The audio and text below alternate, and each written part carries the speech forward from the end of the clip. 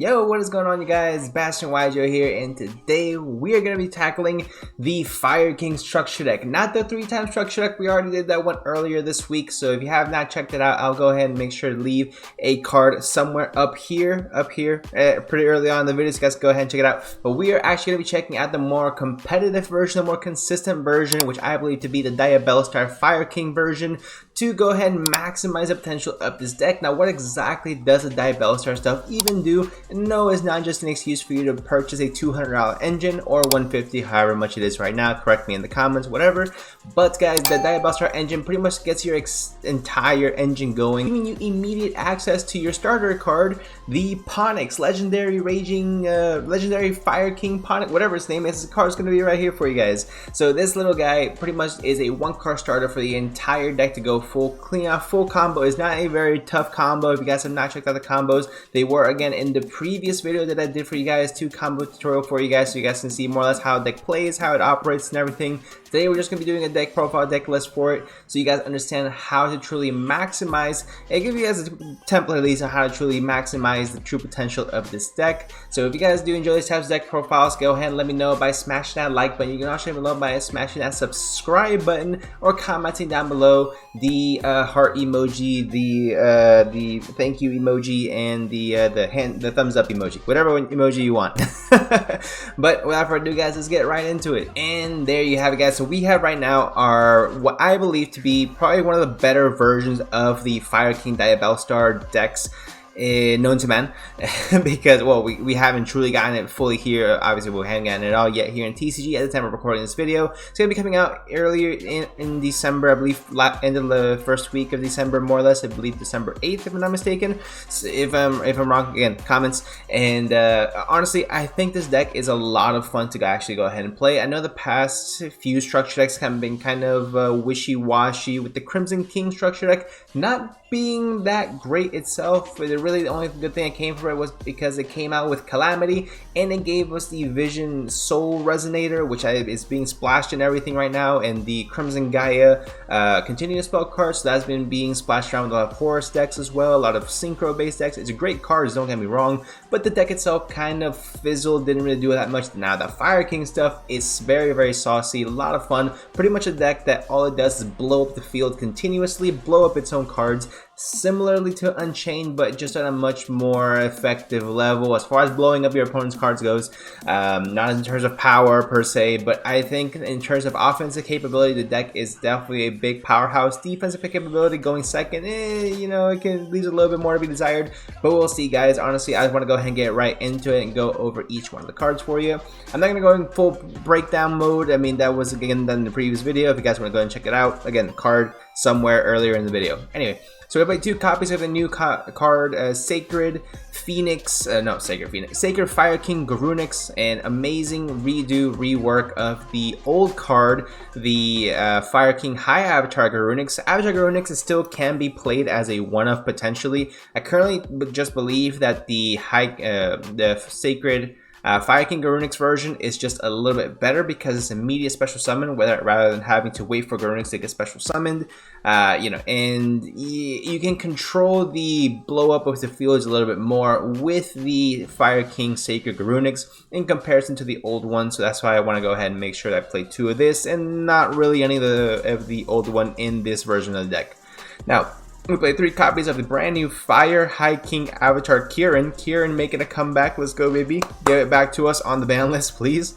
Play some Pendulum support. But anyways, no. So Fire King High Avatar Kieran is a really cool card. Basically, during the main phase, quick effect, you can destroy a fire monster in your hand or face up on the field. Special summon this card for free. Also, if this card is sent to the graveyard, you can special summon another Fire King from your hand, which comes in really handy as far as filling up your board with some monster spell and trap negates, as well as other additional level 8 monsters you can go ahead and use to make the rank 8s in this deck, which actually make up a big part of our extra deck as far as what is viable, of course. 3 copies of the brand new legendary Fire King Ponix, whatever his name is. This adorable little guy, first of all, great artwork. Second of all, is ridiculously good. Basically, on normal special summon, searches you any Fire King spell trap, which lets you go full combo. By then you search Sanctuary of the Fire King, which gets you Fire King Island, playing around Jordan Lockbird essentially, because you You add the Sanctuary, you get Droll to activate Sanctuary, then it places the Fire King Island directly to your field, which is cool. Really good that it plays around that. Now Fire King Phoenix is really, or Ponix, however you want to say. I'm gonna keep saying Phoenix because it reminds me of Phoenix, but whatever. Anyway, so this guy's really cool because it recycles itself. It adds itself back to your hand during the next standby phase after it gets sent to the graveyard or whatever, or if this card's destroyed. So really cool to have that immediate recursion of your one card starters. So I think that's absolutely crazy. One copy, I should say, of your Fire King avatar Hanuman, or Human, as I like to call him, because that's definitely how I read it the first time. It's pretty cool. It's a spell trap negator for the archetypes on the field, so that's really nice. One copy of the Barong. I did play 2 copies in the 3 structure deck build. I did not find space for a second copy there without going over the 40 card limit. If you want to play 2 Diabellstar Witch, that's perfectly fine. I wanted to go ahead and maximize on 3 Diabellstar, the Dark Witch, just because, or Black Witch I should say, just because with her it's really good to maintain the high consistency with it. And with this deck, a lot of the times I found myself bricking as far as just drawing Fire King Island with Imperm called by, you know, and not really seeing the full engine starters. And that's essentially what I want to make this deck is as consistent as possible, which is great that we can do that without having to play cards like Prosperity, Pot of Desires, no pot cards, no Upstart Goblins, things like that. So I really like it for that, for one of those many reasons, of course. And 3 copies of Fire King Avatar Arvata. Just a crazy good card. Basically is able to not only give you a monster negate on board, but then if this card is destroyed, it lets you target a Fire Beast, Beast Warrior, or Winged Beast in your graveyard and special summon it. So you pop this, special summon something else back. Plus, because you pop this, you most likely popped it with the intent of doing something else. So for example, if you pop it with Fire King Island, you get a search and you get a special summon from your graveyard, which I think is just a double plus to me.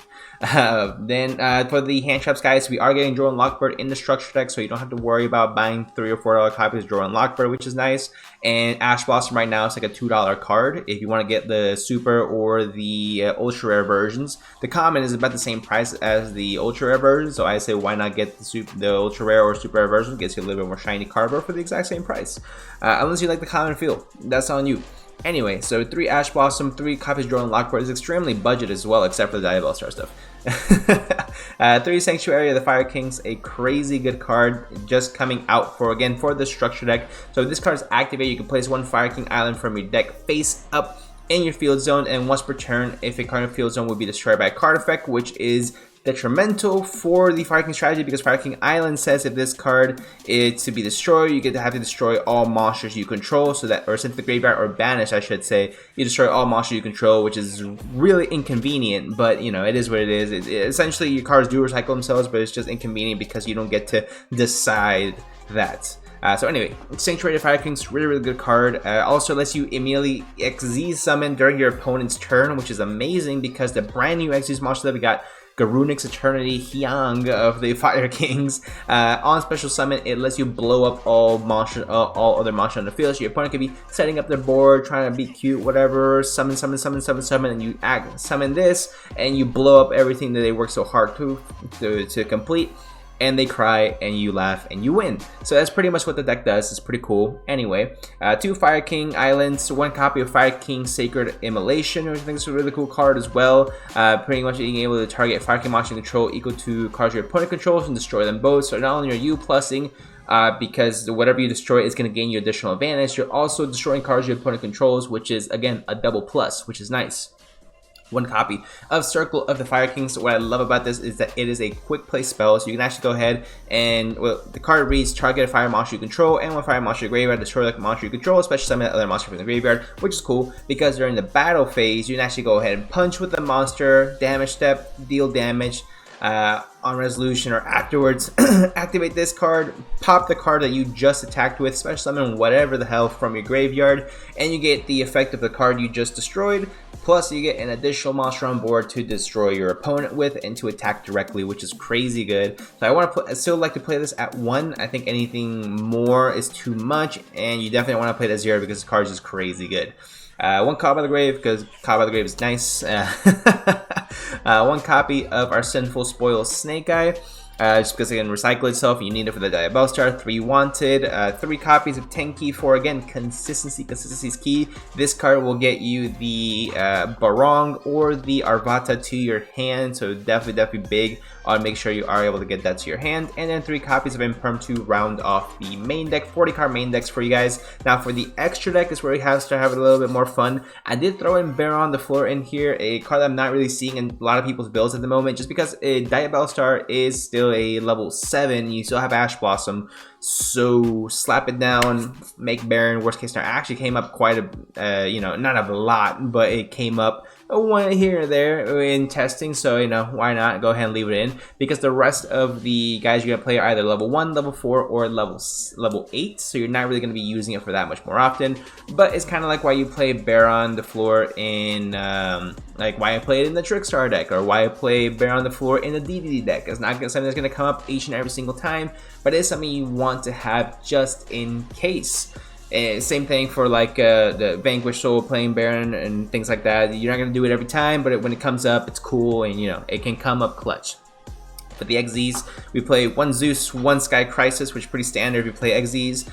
Then 2 copies of the Garunix, the Hyang of the Fire Kings. 1 Coach King Giant Trainer. I'm debating on this one or not, but I think it's really cool. You're playing 22 monster cards, so realistically, you can inflict 800 points of damage to your opponent, which is cool, especially going into time.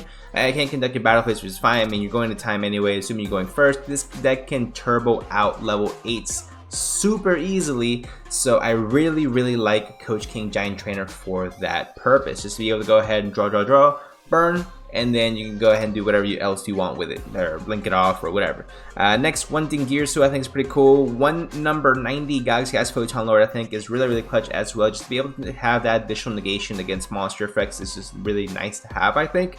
So just leave it in there for now. We'll see how I like it later on.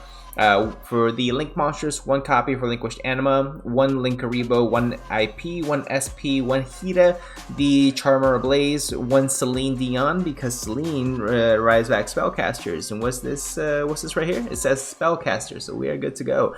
Then Axis Kotalka, of course, for the OTK combos, and this is a whole bunch of nonsense that is not a side deck, so ignore this for now. But that's going to be it for the profile, guys. Honestly, I think that the deck has a lot of high tier potential. I think it will start out at around tier 2 until people really figure out what it does, but realistically, it's not an overly complicated deck. It's just realistically, can you stop it? Because your own lock bar is really not going to help you that much. And then having the, if this guy goes off, the legendary Fire King Ponix goes off, then you're pretty much cooked from there, because, well, if you special summon first of all, and if your deck loses to cards being destroyed. So if you, for example, go Purelli, activate whatever memory to special summon, this guy goes cool, blow up the board, destroy whatever you thought you had, and then proceed from there, which I think is crazy. It doesn't target, so you can even protect it with Purelli Street. And just a bunch of nonsense, guys. So yeah, that is gonna do it for the deck profile, guys. It reminds me of a more modern version of Prank Kids. If you guys remember, Prank Kids was a deck about a year and a half ago. It's been that long, that's crazy. Since Meow Meow Mew got banned. So when Meow Meow Mew was at least a 1 or a 3 of, just a 1 of, you could essentially make your Battle Butler, and then make your Battle Butler Regeki the board and banish Meow Meow Mew for the, I don't remember if it was for cost, or instead it could activate the Battle Butler again, blow up the board again, and then you could do that whole same shenanigans over and over again. This is pretty much a more modern version of it, which I think is, again, really cool that we're able to still have decks that all they do is just blow up the field, which I think is freaking hilarious.